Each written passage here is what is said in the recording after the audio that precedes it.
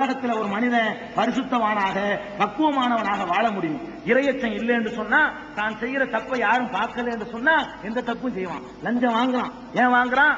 அரசாங்கத்துக்கு தெரியாதுன்னு வாங்குறான். ஊழல் பண்றான், ஏன் ஊழல் பண்றான்?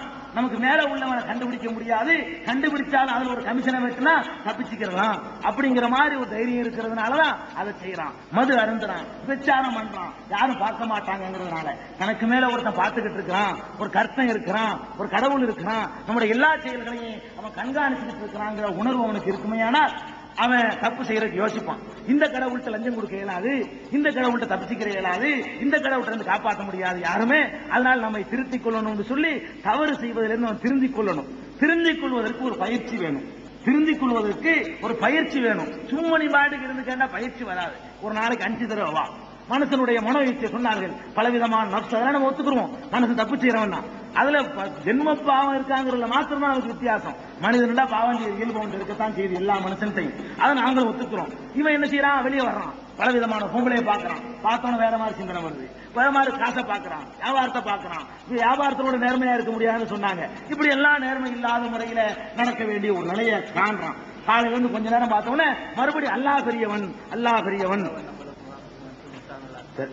அப்ப அல்லாஹ் பெரியவன், அல்லாஹ் பெரியவன் என்ற அழைப்பு கேட்ட உடனே எல்லா ஒருத்தர் அவன் பார்த்துக்கிட்டு இருக்கிறானே, அல்லாஹ் கடவுளை வணங்கணுமே, அவனுக்கு எல்லாம் தெரியுமே, வணங்காட்டி அவன் தண்டிப்பானே. வணங்காட்டி தண்டிக்கக்கூடிய இறைவன் வியாபாரத்துல மோசடி செஞ்சா தண்டிக்க மாட்டானா? வணங்காட்டி தண்டிக்கக்கூடிய இறைவன் லஞ்சம் வாங்கினா தண்டிக்க மாட்டானா? அதை பெறுவதற்காக வேண்டி இவன் ஒரு நாளைக்கு போய் கடவுள் முன்னாடி நின்று, கடவுளே நீதான் பெரிய ஆளு, கர்த்தாவே அல்லாஹு அக்பர், நீதான் பெரியவன், நீ கட்டளையிட்டு விட்டால் என்னை தாழ்த்துகிறேன். இந்த அளவோடு மட்டுமல்ல, என்னை முழுசாகவே தாழ்த்தி விடுகிறேன். முதல்ல பாதி தாழ்த்துறான், அப்புறம் முழுசா தாழ்த்துறான். எவ்வளவு வேண்டுமானாலும் நான் தாழ்த்துவதற்கு தயார் அப்படின்னு சொல்லி கடவுள் இருக்கிறான், கடவுள் இருக்கிறான், பார்த்துக்கிட்டு இருக்கிறான், கேட்டுக்கிட்டு இருக்கிறான், கண்காணிச்சுக்கிட்டு இருக்கிறான் அப்படிங்கிற உணர்வு ஒருத்தனுக்கு வர வேண்டுமையானால் கடவுளை இப்படி புரியணுங்கிறதுக்கு தான் இந்த வணக்கமே தவிர இதனால் கடவுளுடைய அந்தஸ்து கூடி போயிட போறது இல்லை.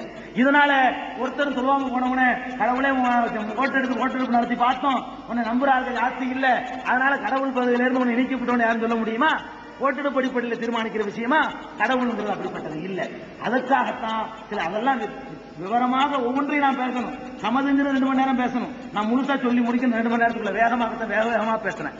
அந்த அடிப்படையில தான் சில வணக்கங்களை அல்லாஹ் ஜல்ல ஷானஹு தஆலா மனிதர்கள் இருந்து எதிர்பார்க்கிறான். அதை தெளிவா சொல்றான். உங்களுக்கு நோன்பு கடமையாக்கப்பட்டிருக்கிறது எதுக்கு தெரியுமா? லஅல்லக்கும் தத்தகூன், நீங்கள் அச்சமுடையவர்களாக மாறுவதற்காக. இன்னொரு இடத்திலே பெருமானார் ஸல்லல்லாஹு அலைஹி வஸல்லம் சொன்னார்கள், மல்லம் யதா கௌல ஸூரி வல் அமல பிஹி ஃபலைஸ லில்லாஹி ஹாஜத்துன் ஃபீ அன் யதா தஆமஹு வ ஷராபஹு. ஒருவன் நோன்பு வைத்துக் கொண்டு அவன் தவறான பேச்சுக்களையும் தவறான செயல்களையும் விடவில்லை என்று சொன்னால் அவன் பசித்திருந்ததிலோ அவன் தாகித்திருந்ததிலோ அல்லாஹ்வுக்கு எந்த தேவையும் கிடையாது. அப்ப பசிக்க வைக்கிறது அல்லாஹ்வுடைய நோக்கம் இல்ல, தாகத்துல ஆழ்த்துவது அல்லாஹ்வுடைய நோக்கம் இல்ல, நீ தப்பான செயல்களை விடணுங்கிறதா நோக்கம். அதை விடலை என்று சொன்னா உங்க நோம்புக்கு பேர் நோம்பு இல்ல, ஒரு பட்டினி, அது ஒரு சடங்கு, அது என்கிட்ட ஏற்றுக்கொள்ளப்படாதுன்னு சொல்லிட்டு அல்லாஹ் சொல்வதாக நபிகள் நாயகம் ஸல்லல்லாஹு அலைஹி வஸல்லம் சொல்கிறார்கள். எப்படி சொல்கிறார்கள்? மல்லம் யதா கௌல ஸூரி. இந்த வசனங்களை எல்லாம் நான் வேற கண்ணோட்டத்தில் பேசணுங்கிறதுக்காக குறிப்பா எழுதி கொண்டு வரல. கடவுள் கொள்கையை உங்களுக்கு மாற்றி சொல்றதுனாலதான் நான் வேற ரூட்ல பேசிக்கிட்டு இருக்கிறேன். இதற்கான ஆதாரங்களை எல்லாம் வசனங்களை எல்லாம் இரவு எழுதி நூல் உட்பட இரவு நாம நடுவத்தை ஒப்படைச்சிருவோம். இந்த ஆயத்து வசனங்கள் நான் பேசின எல்லாத்தையுமே. அப்ப மல்லமேல கௌல ஸூரி வல் அமல பிஹி, யார் பொய் பேசுவதையும் தவறான செயல்கள் செய்வதையும் விடவில்லையோ அவன் அதை தன்னுடைய தண்ணியை தன்னுடைய உணவுகளை விட்டிருந்ததனால் அல்லாஹ்வுக்கு எந்த தேவையும் இல்லை என்று பெருமானார் ஸல்லல்லாஹு அலைஹி வஸல்லம் அவர்கள் அல்லாஹ் சொன்னதாக எங்களுக்கு சொல்லித் தருகிறார்கள். ஆக நோன்புடைய தத்துவம் என்ன? ஒருவன் பக்குவப்படணும், இதை அச்சம் உள்ளவனா ஆகணும். தேவை உள்ளவங்கிறது எதுக்கு சம்மதனோடு நீங்க வேற மாதிரி குழப்பிடுவாங்க. சம்மதனா எதுக்கு நீ அவனை போய் வணங்குறேன்? சம்மதனா எதுக்கு போய் நீ காணிக்க கொடுக்குற? காணிக்க என்ன பள்ளிவாசல்ல காணிக்க வச்சிருக்குதா? தர்காக்கள் வச்சிருக்கேன்னு கேட்காதீங்க. தர்காக்கு இஸ்லாத்துக்கு சம்பந்தம் கிடையாது. தர்காக்கள்லாம் இடிக்கணும்னு இஸ்லாம் சொல்லுது. அல்லாஹ் வணங்கக்கூடிய பள்ளிவாசல்கள் இதெல்லாம் கிடையாது. நீங்க நல்லா தெரிஞ்சுக்கணும். இஸ்லாம்களை குர்ஆன் இஸ்லாம் பார்க்கணுமே தவிர மனுஷன் செய்யக்கூடிய இவன் கடவுள் நம்பிக்கைக்கு மற்ற சமுதாயத்தை பார்த்து கற்பித்துக் கொண்டு முஸ்லிம்கள் செய்யக்கூடியதுக்கு நாங்க பொறுப்பு இல்லை. புரோகிதர்களை இடையில வச்சுக்கிட்டாங்கன்னு சொன்னா அதுக்கு இஸ்லாம் பொறுப்பு இல்லை. புரோகிதர்களை வச்சிருக்கிறாங்க முஸ்லிம்களும், எங்கேயோ பார்த்து காப்பி அடிச்சு. இஸ்லாம் புரோகிதத்தை ஆதரிக்கவே இல்லை. நபிகள் நாயகம் ஒரு காலத்திலும் புரோகிதராக இருக்கவே இல்லை. நீங்க நல்லா தெரிஞ்சுக்கணும். நபிகள் நாயகத்துடைய தோழர்கள் ஒரு காலத்திலும் புரோகிதராக இருக்கவே இல்லை. இடைத்தரகர் தேவையில்லை. சுன்னத்தா, பேர் வைக்கிறதா, இன்ன பிற காரியங்களா, திருமணங்களா, எதுக்கும் புரோகிதர் வர வேண்டியது இல்லை. அவரவர் அவருடைய காரியத்தை செய்து கொள்ளலாம். இப்படி சொல்லித் தரக்கூடிய ஒரே மார்க்கம் இஸ்லாமிய மார்க்கம் மட்டும்தான். அல்லாஹு ஸமத், அல்லாஹ் ஒரு தேவையும் இல்லாதவன். அது மாத்திரமல்ல, அடுத்து அல்லாஹ்வுடைய இலக்கணத்தை அடுத்த வசனத்தில் அல்லாஹ் சொல்லி காட்டுகிறான். லம் யலித், அவன் யாரையும் பெறவில்லை. கடவுள் என்று சொன்னால் அவனுக்கு முதல்ல பிள்ளை இருக்கக்கூடாது. பிள்ளை இருக்கிறதே கடவுளுக்குரிய பலவீனம். பிள்ளைன்னு ஒண்ணு இருந்துட்டா பாசம்னு ஒண்ணு வரும். பாசம்னு ஒண்ணு வந்துட்டா நேர்மை தவறுதல்னு ஒண்ணு வரும். அந்த பிள்ளையை கொஞ்சிறதுன்னு ஒண்ணு வரும். அதை கவனிக்கிறதுன்னு ஒண்ணு வரும். அதுக்காக செலவு கொடுக்கறதுன்னு ஒண்ணு வரும். இது பலவிதமான விஷயங்கள்லாம் வந்துருங்கிறதுக்காக வேண்டிதான் கடவுளுக்கு பிள்ளை கிடையாது. லம் யலித். ஒரு இடத்துல தெளிவாக சொல்லி காட்டுகிறான். மத்தகத சாஹிபத்தன் வலாவலதா, அவன் மனைவியையும் ஏற்படுத்திக் கொள்ளவில்லை, குமாரர்களையும் ஏற்படுத்திக் கொள்ளவில்லை. அவனுக்கு மனைவியும் இல்லை. கடவுள் பிள்ளை இல்லைங்கிறதுல பிள்ளையை மட்டும் நீங்க வழங்கக்கூடாது. பிள்ளை இல்லைன்னா மனைவி இல்லைன்னு தன்னை விளங்கிக்கணும். மனைவி தான் புள்ள பெற முடியும். எப்ப பிள்ளை இல்லை நீங்க சொல்லப்படுதோ அவனுக்கு மனைவியும் இல்லைங்கிறதை வழங்கணும். கடவுளுக்கு மனைவியை கற்பித்திருக்கிறார்கள். ஒரு கடவுளுடைய மனைவியை இன்னொரு கடவுளை கூட்டி கொண்டு போன கதையெல்லாம் எழுதி வைத்திருக்கிறார்களே, அப்படி இஸ்லாம் கடவுளை அறிமுகப்படுத்தவில்லை. கடவுள் எப்படிப்பட்டவராக இருக்கிறார்னா அவருக்கு மனைவி கிடையாது.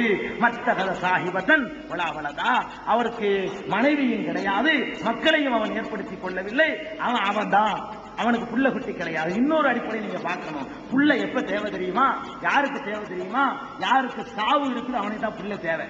மனிதன் நல்லா நீங்க புரிஞ்சுக்கணும். இது அன்புனாலையும் பாசத்தினாலையும் புள்ள மேல அப்படி முகபத்தா இருக்கிறான் நீங்க விளங்கிக்கிற கூடாது.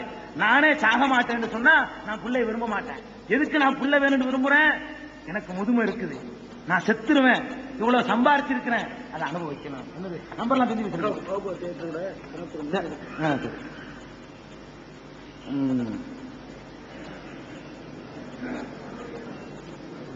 என்ன சொன்ன? ஒருத்தனுக்கு முதுமை வரும். முதுமை வரும்போது நிறைய சொத்து சேர்த்து வச்சிருப்பான்.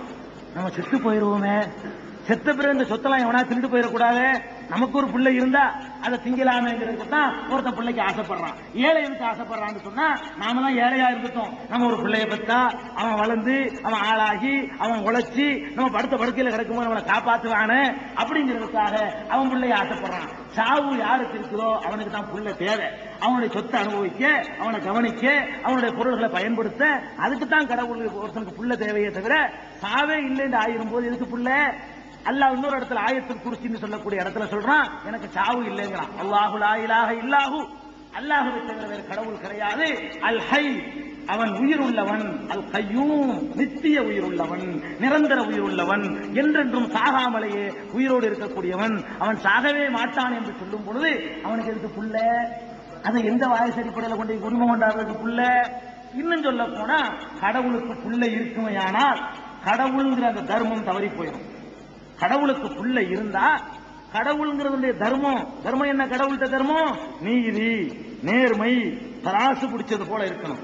இன்னல்லாஹ லா யظلمு மிஸ்கால தர்ரா, அணுவளவு கூட கடவுள் அநீதி இழைக்க மாட்டான்.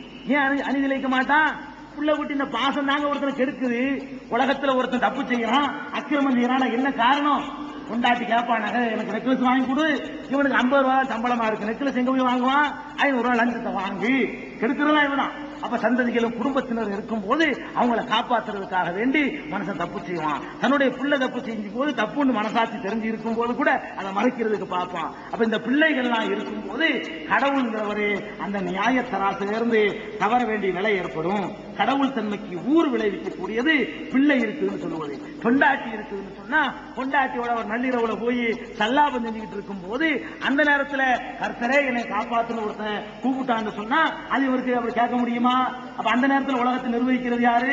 கடவுள் சொன்னா ஒவ்வொரு வினாடி நேரமும் உலகத்தை கண்காணிச்சுக்கிட்டு இருக்கணும். ஒவ்வொரு வினாடி நேரமும் உலகத்தினுடைய நடக்கிறதை நான் பார்த்துக்கிட்டு இருக்கணும். ஒரு நூல் விழுந்தா கூட அவன் பார்வை விட்டு தப்பக்கூடாது. இவன் பாட்டுக்கு லைட்டு போய் மனைவியோட சேர்ந்து சுகத்துல ஈடுபட்டு இருக்கும் போது இடி விழுந்தாலும் தெரியாது, புயல் அடிச்சாலும் தெரியாது, 4 பேர் பட்டினியா செத்தாலும் தெரியாது, இவன் கவனிக்கவே மாட்டான். இடி இடிக்குது, அவர் சல்லாபத்தில் ஈடுபட்டாருன்னு சொன்னா இடி அவனுக்கு வழங்க